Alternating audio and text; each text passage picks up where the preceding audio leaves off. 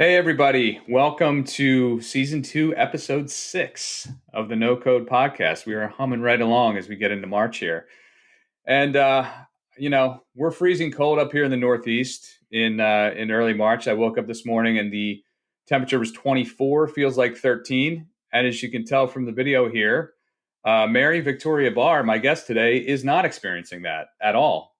And she's in much better climate today. So, Mary 73 Victoria, here. welcome to the show.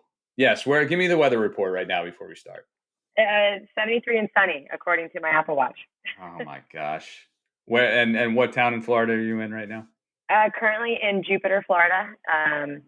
Haven't enjoyed any of it yet, though. I've been working all morning. So hopefully later today we'll get the chance to go out and enjoy sunshine.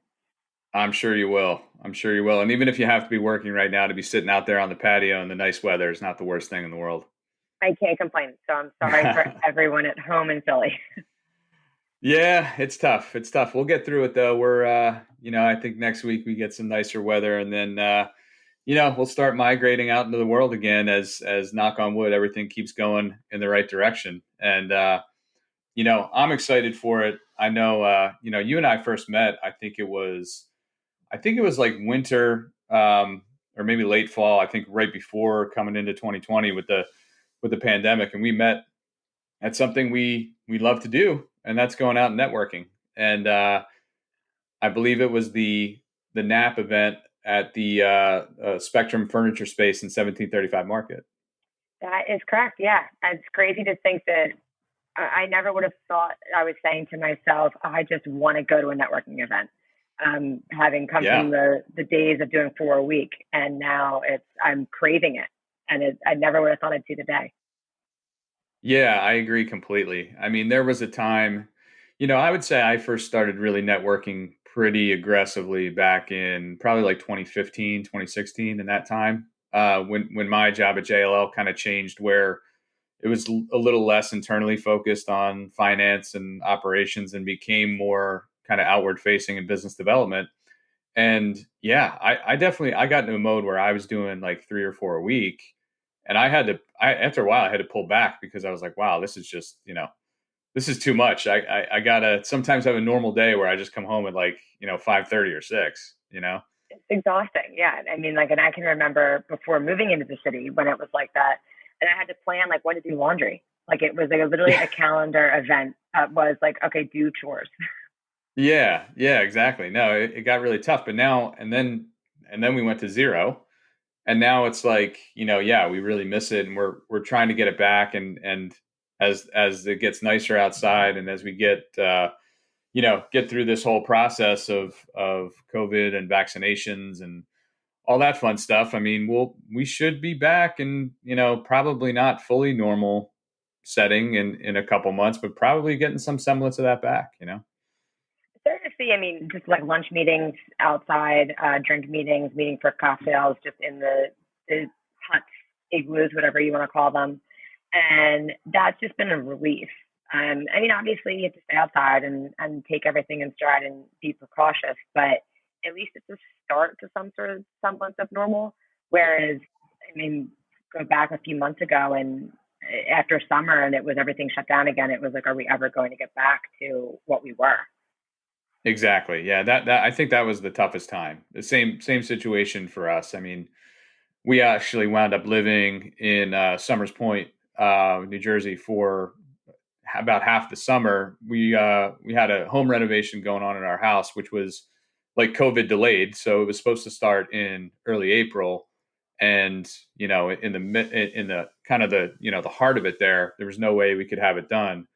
And then we got a phone call in like mid May from our contractor that was like, we can start June 1st. And my wife and I were just like, oh my gosh, what are we going to do? Because now I'm working from home 100% of the time, as is she. And with major renovations going on, there's no way we can get work done. So we found like an Airbnb nearby for a month, and that was a crappy experience. And then we got down the shore. Luckily, my mother-in-law has a house down there, and she had to come up closer to Philly to take care of Jamie's grandmother after her surgery. So it kind of worked out where she had to leave for a while anyway. We went down there, and yeah, you had some normalcy. We went to the beach, you saw family here and there outside. It's just always better when it's like 80 degrees out and sunny versus, absolutely freezing cold. But then you get into the fall, and then it just kind of went to shit again, for Exactly. lack of a better term. Similarly, I was down the shore. My fiance and I moved down. I think it was like April 15th, April 16th, just when it was evident that it was going to be longer than 2 or 3 weeks. And a 600 square foot apartment with two people working from home, no outdoor space. It was just, okay, we need to go. We need to get out of here. And thankfully, we're lucky enough that our parents do have shore houses. So we were able to go down, and we didn't come home until like end of October. Wow. So we Yeah. I spent most mean, of the pandemic down there. hey, if you can do it, great. That's a pretty cool thing to be able to take advantage of. So Mentally better, yeah. yeah, yeah. So speaking about your fiance and your nuptials that were supposed to have taken place, I guess already. What Yep. happened there? So I should have been married by now, like many of my friends, and I'm sure people out there. We were scheduled to get married October 31st, 2020, Halloween, which was not on purpose. I actually hated the idea of that being my anniversary. So if there's a bright side to COVID, it's that I get a new anniversary. Yeah. So with everything going on, I mean, in April and May, we thought like, oh, we'll be fine by October. Like if we're not fine by October, the world has bigger problems. And Mhm. it gets to be May, it gets to be June, it gets to be July, and it's very evident that there are bigger problems, and that life will not be returning to normal. So we made the decision to move the wedding, and we moved it a full year. So scheduled now for October 9th of this year, of 2021. And now I really do feel confident in saying that we should be okay if things are trending the way that they are.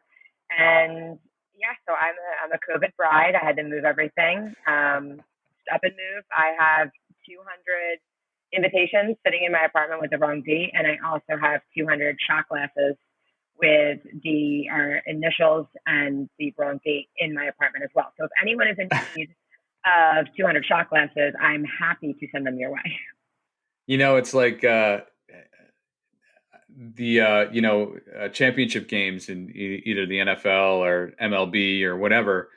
They produce all this merchandise before the outcome is known, and so out there in the world. So, and I think they usually donate that merchandise to places where they need clothes, but and there's people in need and poverty and things like that. So in the world, there's a bunch of t-shirts and hats and stuff like that that have the wrong championship winner of a given year. I always think that's kind of funny, to I would love to be able to actually see something like that one day, like walk somebody by somebody that's like, Philadelphia Phillies 2009 World Series champions when they Right. lost to the Yankees or something like that. They But actually, I think, also recycle the T-shirts. My oh, okay. mom had a T-shirt. She's a big Bob Dylan fan. I went to a Bob Dylan concert, bought a T-shirt, washed the T-shirt, and when it came out of the wash, it was the previous year's Super Bowl, the loser. No way. I forget what year it is, but she still has it, and it I was did not it know started that. as Bob Dylan. That's so funny. That's so interesting. Maybe that But was around the time when they started donating because clearly it wasn't yeah, working their other use. yeah. No, once you print them up, I mean, that's kind of it. But no, I was when you were telling me about the wedding issues you guys are facing. It made me think of so my wife and I. It's our 11-year anniversary tomorrow, Saturday, March 6th. Um, Congratulations. thank you, thank you. Really nothing planned. I might just pick up some good takeout dinner from somewhere and a nice bottle of wine or champagne. But we're hopefully looking to celebrate more things as time goes on. But it made me think of wedding mishaps that can wind up being kind of funny and memorable. And I'm not so sure a COVID postponement it's going to be something that you look back on fondly, but for us it was pretty funny. We had a couple mishaps within a couple days. So we had our rehearsal dinner the night before at oh my gosh, what is the place called? It's a small restaurant in Conshohock, an Italian place. Trattoria Tataro's in Conshohocken on Okay. like Spring Mill. I think it's still there. Great place. Um, and my my mom and my sister had driven up from South Jersey that day, and we were leaving the rehearsal dinner, and my mom gets out to her car and she has a flat tire, and we're like, oh my gosh, I wonder how that happened. So she has to get her car towed. It's 10 o'clock at night, whatever it is, night before the wedding. Car towed, or she had to call. I think she had AAA. Calls AAA. They come out, change the tire, and then okay, whatever, minor thing. Holds her up for an hour or whatever it is. And the next morning, the wedding day, my wife leaves the house, and she and her bridesmaids are driving from King of Prussia to Cherry Hill in South Jersey to get their hair done at Bernard's. Like that's my wife's like go-to spot growing up. Even though we live all the way in King of Prussia, you get to drive 30 miles the other way and then come back because we're getting married at Villanova. But whatever, they go in like 3 different cars. And my sister Dana, her car on the way back on the Schuylkill gets a flat tire. Oh my gosh. Just like my mom. And she was parked like next to my mom at the rehearsal space the night before. And it's like this lot across the street from the restaurant. We think there might have been like glass on the ground, like right near there, and they both hit it. So they all pull over. They're in like a caravan of the 3 cars. They all pull over on the Schuylkill. And for those of you listening out there that know the Schuylkill or, Route 76, it ain't a great place to have a flat tire, And people are not happy with you. No, and it's super, it's super narrow. I mean, they were on the shoulder, but you probably have about this much room from the shoulder to the actual road, and cars flying by at 70 miles an hour, So they get out and my sister's freaking out. All done. I mean, hair's done, all done. And my wife gets out and she's like, okay, well, let's fix this. And she is like, she's a daughter of engineers and mechanics, and like she knows her stuff way better than I do. If I'm in that situation, I'm screwed. She gets out there in her hair done, her veil. They had to put her veil on because the hair is all done up. So she's on the side of the road on 76 with people going by in her veil, changing this tire. And oh my God! Do people have pictures of this? Yeah. Oh, good. So okay.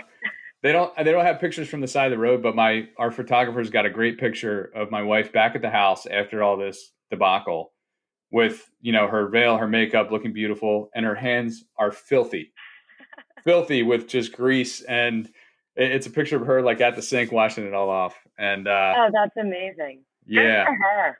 Yeah, she got in there and didn't mess around. And then actually there was another debacle later in the night too. We got married. Do you know Caronwood in Brenathan, PA? Have you ever heard of it? I've heard of it. I've not been there. Yeah, it's like a beautiful castle basically. And they use it for weddings and events and stuff like that.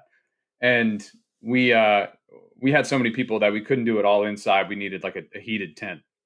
So we do like the cocktails, the hors d'oeuvres, the speeches, the first dance, all inside.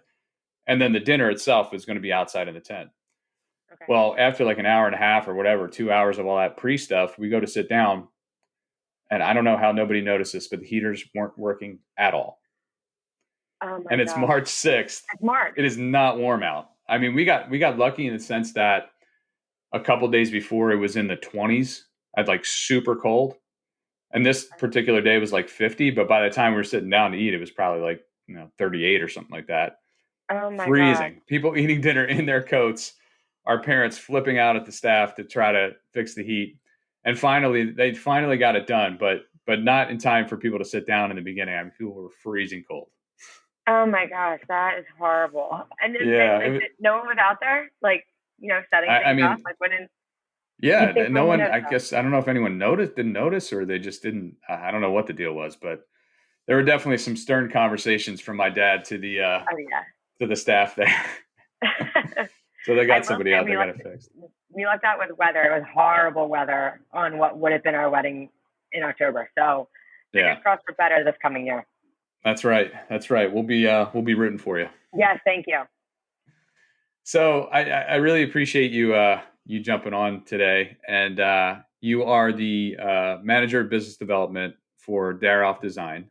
And why don't you tell everybody what Daroff does and what your role at the company is, and just give us kind of an overview of that. Sure. So, well, first of all, thank you for having me. I'm excited about this. I've been a listener, so it's exciting to be on the other side. Good to have you. And so, yes, I'm MaryVictoria Barr, and I'm the Director of Business Development at Daroff Design. We are a interior design and architecture firm headquartered in Philadelphia, but we're licensed to practice in 34 states. We have a large breadth of work across the U.S. As well as internationally.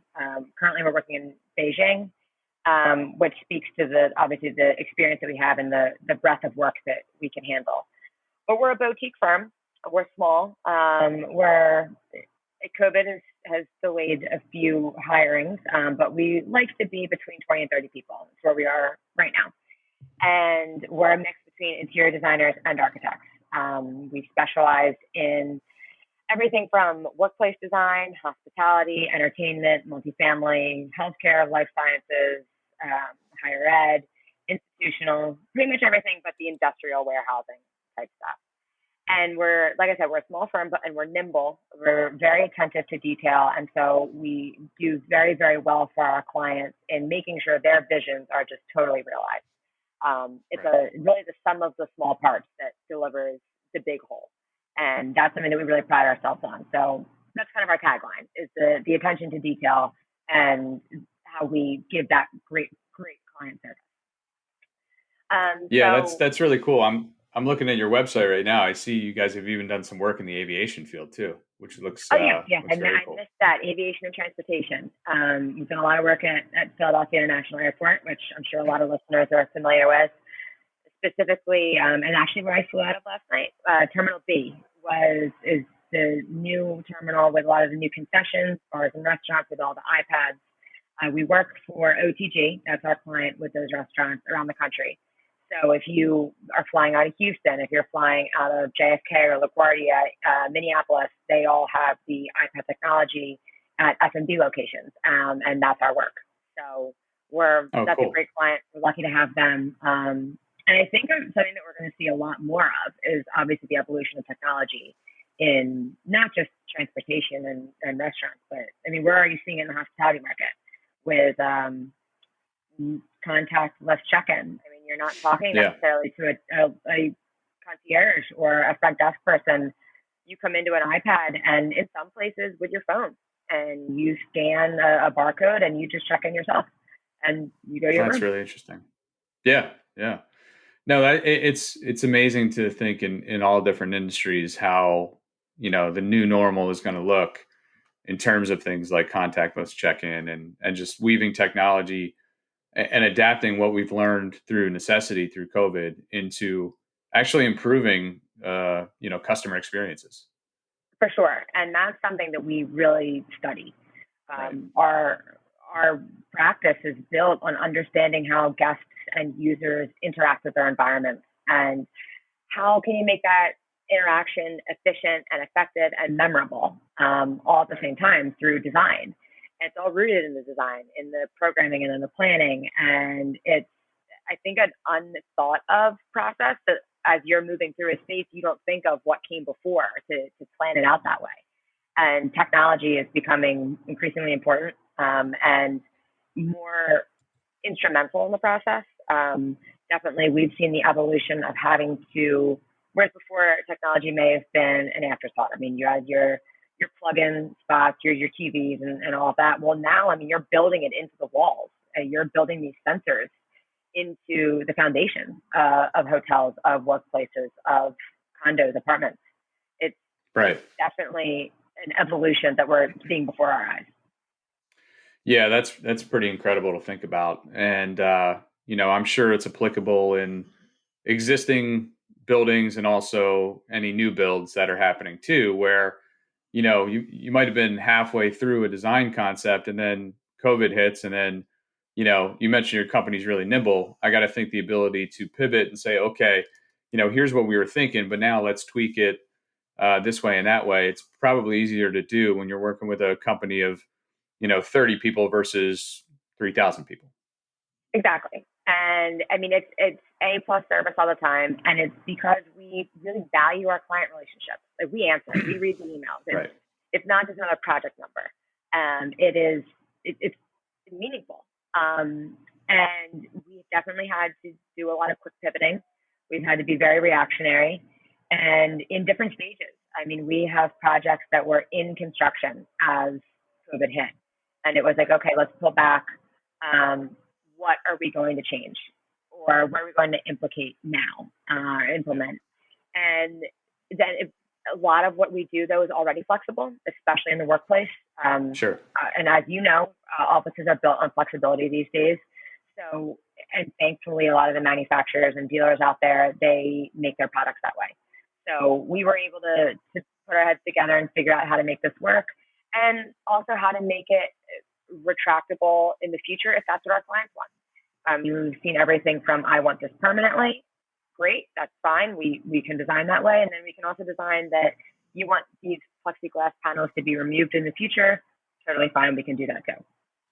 Yeah, exactly. Because we just don't know how long this is going to last. I mean, obviously, we've got light at the end of the tunnel right now, but nobody can put their finger on it and say, like, okay, yeah, it's going to be August. Everything's going to be fully normal. You know, it's a question of how long is it going to last? And then you're right. I mean, some companies, some operators might want to say, like, hey, let's just keep this in forever, because why not? I mean, if it protects our Exactly. people, and our people are our biggest asset, then, let's do that. I mean, And it's good things have come out of it.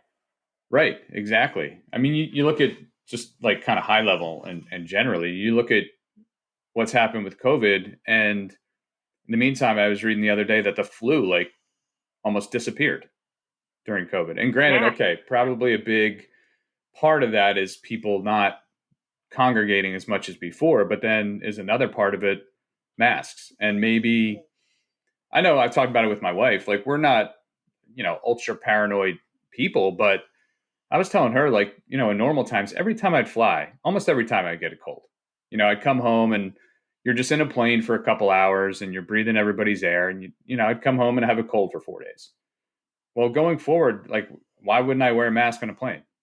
I don't care. right, I right. don't have to wear it the whole time. I can take it off at times when I want to, take a drink or eat something or talk to somebody where I, can't hear them through the mask. But why not wear it in the airport? Why not wear it in the plane? Like, Right. I mean, And it even just kind of makes yesterday, sense. right. And I thought that yesterday sitting on a plane, and they hand out sanitizing wipes as you Yeah. board and to wipe down your area. And as I'm doing it, I'm like, why are we not doing this already? Like Yeah. the hundreds of people that sit in the seat in a matter of days, why don't I do that? And so Yeah. there's definitely habits that we've picked up from just a personal hygiene perspective, as well as relating it back to design, that Yeah. we should have been doing more of. I think the biggest one, at least from a design perspective, is the outdoors and Right. merging the outdoors with the indoors, which is actually something that Daroff Design was always very an advocate for. And it's a better experience. It's more immersive and it's memorable and it's better for you. But now we're Yeah. seeing a lot more clients want to do that. And better for health standards, but also morale of your employees, your guests, your users. Yeah, for sure. And look, people love to be outside in general. They just really enjoy that feeling of being out there and kind of experiencing that with their friends and their families. And even if it's like kind of a chilly night, it's like if you got the heaters going, like a place like was it Frankfurt Hall? Is that what it's called In Fishtown? in Fishtown? Yeah. That's an awesome concept, And with the fire pits and everything. Yeah, I mean Yeah. it's what people are looking for now. We do a lot of rooftop design, and I don't think we've crossed a hotel in the past couple of years that at least haven't considered a rooftop, or we've discussed what variances are required to be able to get a rooftop. People are almost expecting it now. It's a Yeah. great amenity. No, it's really cool for sure. So it sounds like you are super knowledgeable on, not just the business development part of things. Like, you understand the work that Daroff does. And I say that, and it sounds like, okay, like, of course you have to, but there's a lot of business development people I meet that don't actually know a ton about what their company does. Like, not inside and out, like they just know how to sell. They know how to build relationships, all that stuff. Like, you seem like you really immerse yourself in what Daroff does, and I think that's a tremendous a tremendous thing to do, and probably really good for you and your capabilities in selling. Well, thank you. That's a compliment, especially because I don't have any design background. So that means I'm doing a great job. The extent of my design background is that my father is an architect, and I grew up driving to job sites on the way home from everything from school to the grocery store. We had to go look at projects. So Yeah. that's where it was born, I think, was noticing design attributes in buildings and houses. But I like it. I mean, I think design is fascinating. I like the development industry. It's fast paced. It can be cutthroat. It's exciting, and I want to be good at my job. And it's taken a lot of time, and it's taken a lot of hard work in listening to the designers, in listening to management when we're discussing through a proposal and a concept. Although that's not things that I need to specifically know, it's helpful. It's helpful to relate to clients when I'm speaking with them and when I am selling. It's definitely been advantageous to understand. And I think we do great work. So, I mean, it's fun to learn about a successful company. And maybe I wouldn't be as passionate if it wasn't as good work, but it is. Yeah. So I appreciate those kind of words. And Yeah, of course. I definitely wasn't in my position to sell. And that goes into my background a little bit, but I never wanted to be a salesperson, and here I am. So I definitely look at it a little bit differently than sales, but at the end of the day, that's exactly what I'm doing, and I'm enjoying it.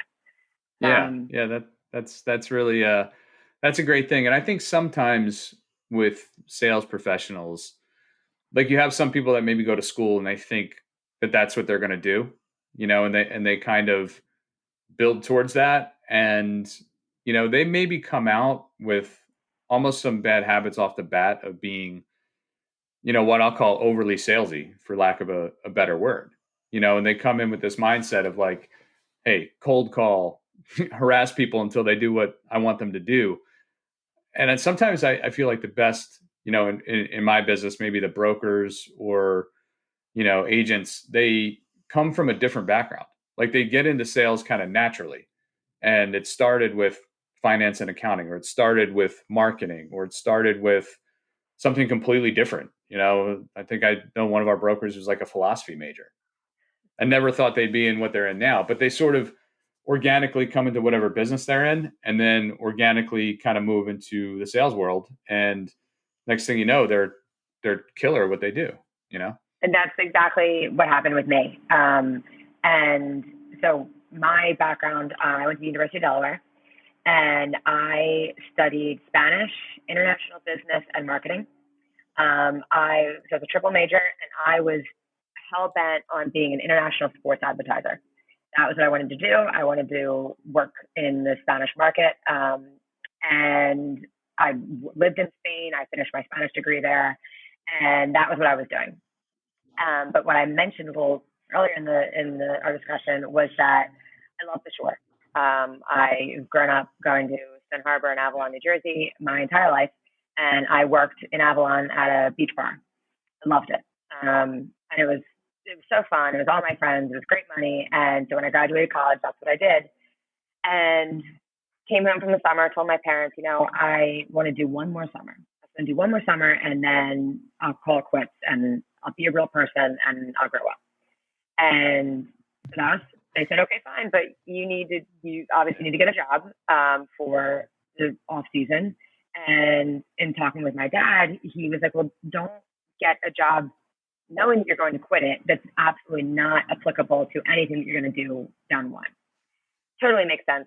Total parent advice that, like, I don't know why I wouldn't have thought of that, but probably wouldn't have. And so long story short, I go and work for IMC Construction out in Auburn. It was great. I loved everybody that I worked with, and still friendly with a lot of them.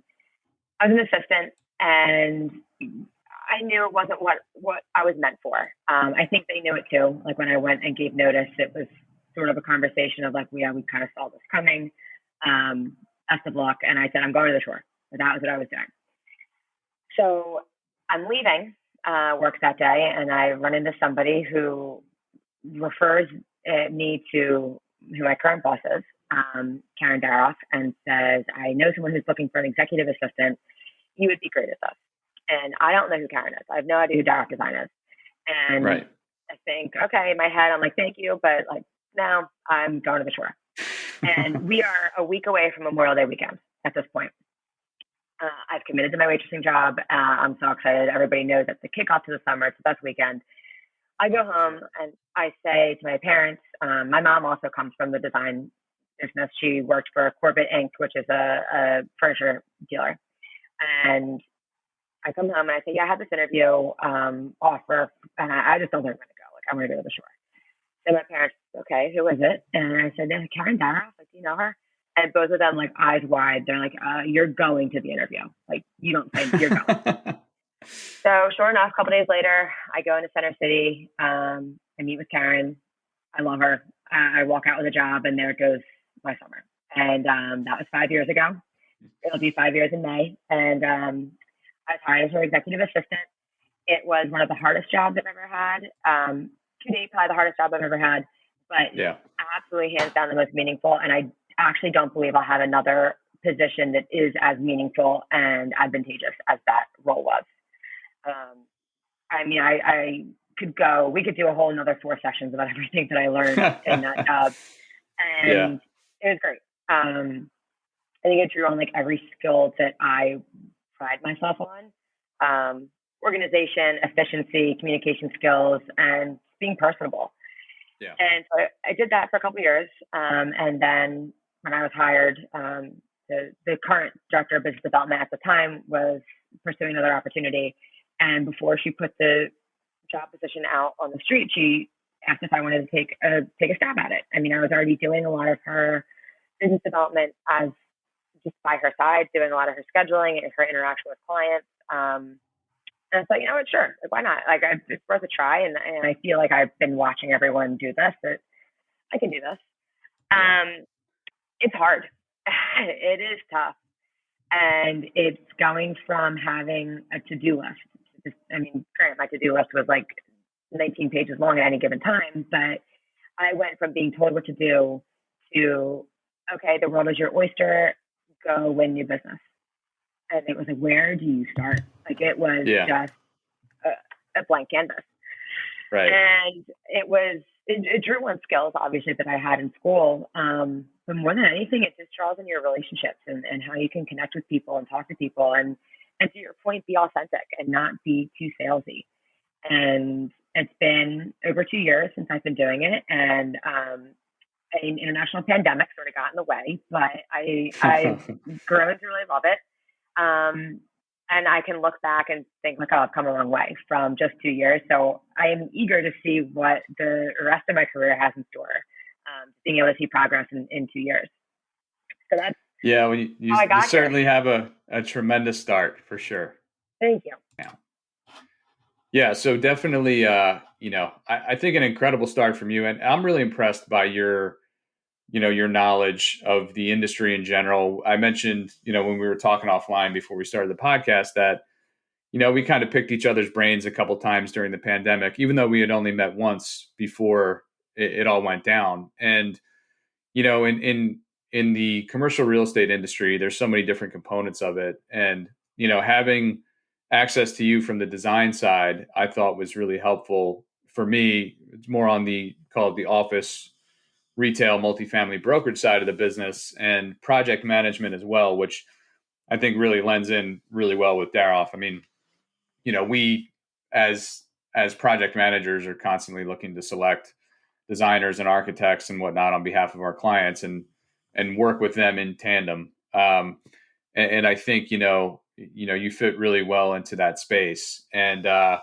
in addition to the knowledge and the business development and the progress in your career, you also seem to take a really strong interest in helping promote other women in the real estate business, which, I've tried to do with this podcast. I've had a few people on in addition to yourself that to really kind of accentuate that piece of our business. Because if I'm being, totally honest, it's the commercial real estate industry is definitely male dominated. It's definitely kind of a legacy business of, kind of owners and operators that kind of pass things on down the line. And it's hard for women and people of color to get into the business and kind of make a mark for themselves. But it seems that you really are a big advocate too. And I'd be interested to hear in how you do that and what you're involved in. Sure. So it's definitely, like you said, male dominated. It, I'm comfortable with it, I guess. I mean, it would be nice to have more female mentorship. I mean, I think a lot are on the younger side. There's very few that are really established that I feel like that. I mean, there are obviously established women, and everyone's kind of fighting to pick their brain. But that's who I look up to are those established women, and they're the names everybody knows, which is kind of what I want to emulate in my career. But yeah, I definitely do think that women have a voice that they can bring to the table, and not just in the real estate and the development world, but I mean in all professional industries. That is what I'm involved in is a group called Power, and it's a professional women's organization in Philadelphia for all industries, which is a cool spin on it because you're not just talking to, oh, did you hear like that developer's doing this and like this hotel's going up, and you can kind of step away from the actual chatter of business and talk about how can you be better as a professional female. So I'm involved on several committees, specifically an emerging leaders committee that is all about bringing up in my generation of women leaders and how to find a voice and how to empower women to not just, I guess it's like that perception that like, oh, to speak up because of men. Like it's not a male female thing. Right. It's just that females think differently.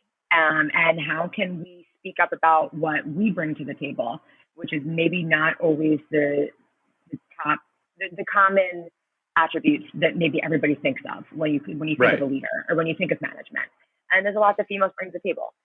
So I think it's a tremendous group. Any females that are out there listening, I'm happy to tell you more about it. It's empowering, and it's one of those. It sounds kind of like cheesy to say, but I'll go to the coffee meetups, and you just feel good about starting your day. And it's like, oh, like other people have these qualms about everything, and other people are anxious about A, B, and C, and you can help other people. I mean, like and it's one of those things that a lot of the conversations that I have, and just obviously the panels and the events and everything, but I mean, just speaking with women at events or on committees or at these meetups, and it's finding solutions that you just as the person in a situation would never think of. Like it's clear as day as you're a third party, and right. It's supportive. So yeah, definitely an all-encompassing group that is built on the empowerment for females in the professional world, but just coming at it from a lot of different angles. Yeah, that's really really interesting, and I think it sounds like an awesome group that really kind of spreads that message of empowerment. And even though the industry is white male dominated, like I said, there's definitely a shift going on for sure. I mean, you can see it every day, and I'm proud to be a part of it in any way that I can. And in the beginning, I think it was a lot of, when I say the beginning, a lot of this really not that we didn't have a lot of different initiatives in place within JLL, but during the social unrest in the summer, I think it really was accentuated even further that we have to take more actionable steps in our business to make it more representative of our culture and our people as a nation. And it's not a quick process to kind of steer that massive ship and change course, but it's absolutely going in the right direction. And I think we're finally at a point where, we're not just talking about ideas, and we're not just talking about like, hey, how can we hit our targets in terms of diverse hires? Like it's more of the how do we get access to those candidates? What groups can we reach out to educate them about the commercial real estate business? And what alliances can we form with nonprofit partners to go out Right. and help with that? And we've been doing it, and I'm happy to be doing it on the Philadelphia level, and I'm also involved in our diversity and inclusion council of our whole East region from Boston down to Miami. So for me, it's an eye-opening educational process, but it feels really great to be involved in a more practical matter where I'm going out and trying to make those things happen. And I think it can only lead to good things down the line. And I love the commitment of our company into that. And I love to see these various groups that people are part of that, continue to promote it. I think it's a great thing. I think it's becoming authentic too, and that Yeah. is what Yeah. I think was lacking before. Is everybody had the initiatives, and a lot of companies had the goals, but that's all it was. It was a goal. Yeah. And now, I mean, every organization that I'm a part of, they're taking the initiative and really want to actually meet these objectives, and are, as you said, looking at the how, not just the what's and the numbers. And I think that as you said, there's room to improve in our industry, and I think it's getting there. I think everyone is really making strides, and a lot of the professional organizations, industry specific wise, that I'm involved with, like ULI and PwC, Cornet, they are definitely all, from the planning perspective, taking it very seriously. And I think that as soon as especially since we're in person again, I think it'll be even more evident of the strides that we've made during COVID. I'm excited for that. I'm excited to get in a room again and see, wow, look at where we were a year and a half ago, and look where we've come. Yeah, for sure. And I just had a great conversation the other day with Phil Butler, who's on the NAOP board, and he was a previous guest on this podcast, the guy I've known for over 10 years now. And it was great to talk to him about some of our kind of co-initiatives that we're trying to embark on with forming partnerships with local universities too. I think that's really key.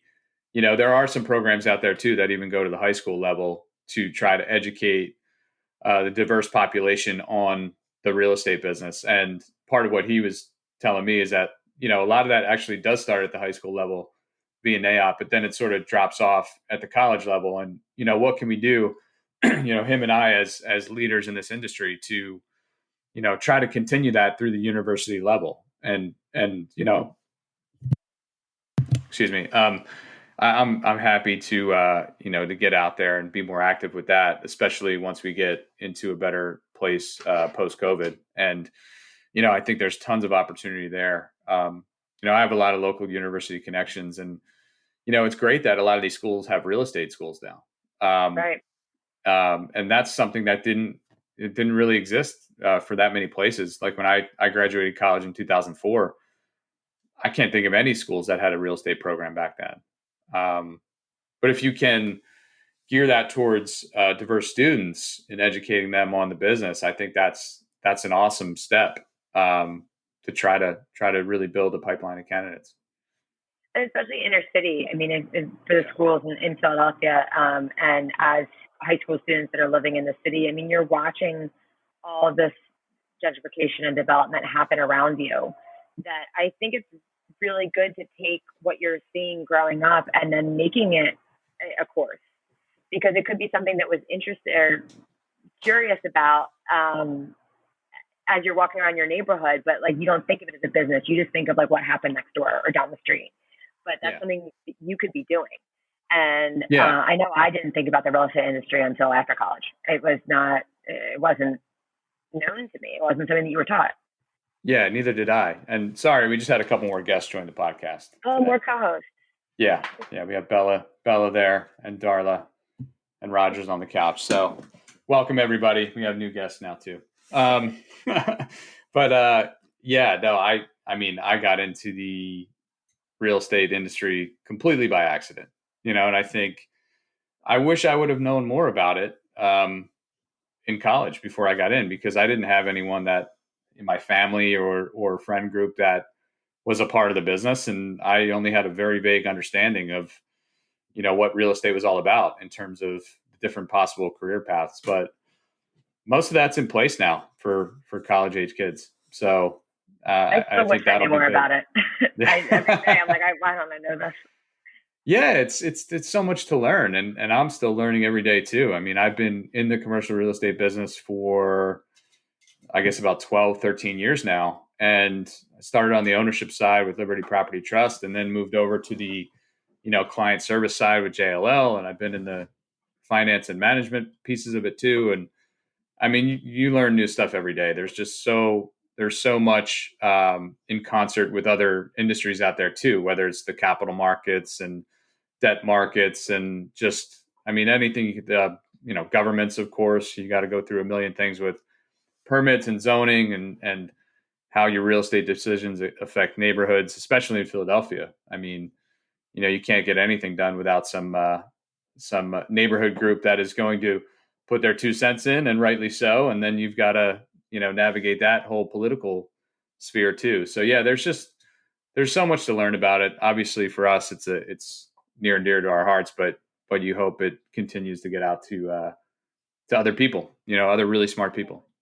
Yeah, it's fascinating. It's fascinating to be on this side of it. I'm fascinated by all sides of it. I saw the construction side. I've seen the design side. Have been other side, but who knows what the world has in store down the line. But Yeah. it's definitely fascinating, and I like that it's fast paced. I like that it's different every day, and I'd be curious to see if that's talked about in college courses. I mean, yes, you teach the specifics, the number crunching, and this is the process, the variances, like as you were speaking to. Right. I'd just be curious to see how do professors paint the industry. To be a fly on the wall for a conversation, I would just be curious. We might need to enroll in some classes this fall. Yeah, I need to go back to college. Yeah. Back to School, which is one of my favorite movies of all time. Rodney Dangerfield. I love that movie.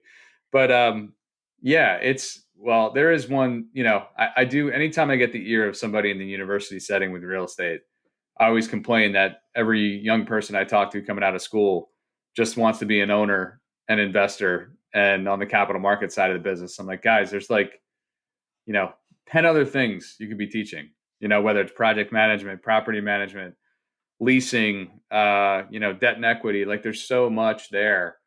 And, I get it. It's college. You only have, no matter what industry you're in, you're only going to learn the basics when you're going through your schooling. But I would love to see a more broad, really informative program on everything that goes along in our business, from design and construction to project management, everything. I mean, there's so much there.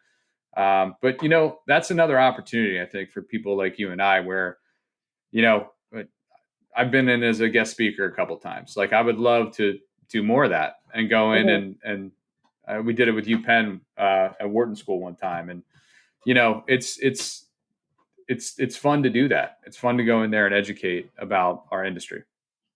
That's something I would love. I would love to do more of. And especially now that I feel like I can talk to it a little bit more. And it's actually a good idea. I should probably reach out to UD and see if there are opportunities there from a marketing perspective. I don't know if they have real estate. I should actually check that. They didn't when I was there. I know that. Well, you can go down there with Mary Kate Williams and yes, I actually connected with her after your podcast. Oh, nice. Yeah, she's awesome. Yeah. Turns out we played basketball against each other too for years. Oh, nice. Very nice. Yeah. So just to kind of round it out here, I don't want to take any more time of your beautiful day down there in Jupiter, Florida. But you've done great so far. What's in your mind for next steps of your career? The things you want to get into, the things you want to learn more about. What is next for MV? Oh, that's a big question. To continue what I'm doing. I do love my job. I love what I do. I love that every day is different. And just to take it to the next level. I mean, I've won a lot of great projects for Daroff and a lot of big projects. And I think, I want to continue to do that. Obviously the real estate game is changing. The workplace world is changing. Hospitality is changing. But I want to see Daroff be involved in that transition. And I hope to be able to make that happen. Obviously it's tough, and that kind of goes back to your point of it being male dominated. I mean, people look at a young woman who's 27 and think, wow, should I listen to you? So I definitely want to overcome that even more. And as I get older, I know it'll happen, but I think I'd really love to do it before I hit 30, like to land a couple more big projects to be like, yeah, I want to be 30 under 30. That's what I want to do. Nice. That's my goal. Nice. I want to be on the 30 awesome. under 30 in Philadelphia. I think you got a good chance. I do. Thank you. I think you've got a ton of momentum, and I like that you're thinking that way too. Like sometimes you talk to people in their 20s, and they want the world overnight. They want it tomorrow. It sounds like you've got big goals, you've got ambitions, but you also it's I've had the best success in my career when I'm not thinking 5, 10 years down the line, when I'm really focused on what's in front of me, and I'm really trying to be as complete as a professional as I can be in my given role right then and there. And of course, you take your select times to sit back and think about plotting your career track. But if you get too obsessed with that, and I probably was in my late 20s, I always felt like I should be making more money. I should be doing this better. I'm stacking myself up against some of my peers that maybe went, I don't know, to Wall Street or investment banking or something else where I felt like they were doing better than I was. But if you stay within yourself and you really try to become an expert at what you're doing then and there, that's when a lot of the opportunities open up and the growth happens. And then, I really think that that's an awesome approach for you to take, for sure. Thank you. Yeah, I'm happy working hard, and that's all. Yeah. That's where I am right now. Awesome. Well, I hope you win 30 under 30, and I've got one more year to win 40 under 40. So maybe we can each accomplish those goals by the time we hit those landmarks of our lives. Yeah. All right. Yeah. Well, listen, I greatly appreciate you coming on today. Please Thank you so enjoy much. the rest of the afternoon down in sunny Florida. I hope you guys have a blast down there. And thanks for listening, everyone. Happy anniversary. Thank you. Thank you. Take care.